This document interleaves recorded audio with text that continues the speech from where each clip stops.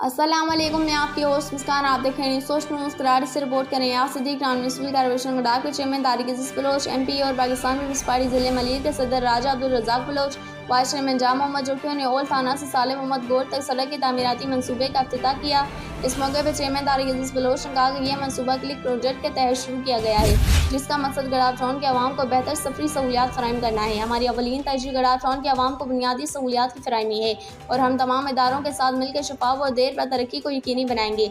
आज मेरे लिए खुशी का मकाम है कि हमने इस अहम सड़क का इफ्तिताह कर दिया है, जो मुद्दतों से इलाके के लोगों का दर पर मुतालबा था। यह सड़क अब सिर्फ पत्थरों और तारकुल का मजमुआ नहीं, बल्कि तरक्की, आसानी और खुशहाली की एक अलामत है। MP सदर ज़िले मलीर राजा अब्दुल रज़ाक बलोच ने कहा कि क्लिक प्रोजेक्ट के तहत मलीर भर में तरक्याती स्कीमें जारी हैं। इनमें हर इलाके की ज़रूरत को तरजीह दी जा रही है और इन कामों में अवाम का एतमाद ही हमारी असल ताकत है।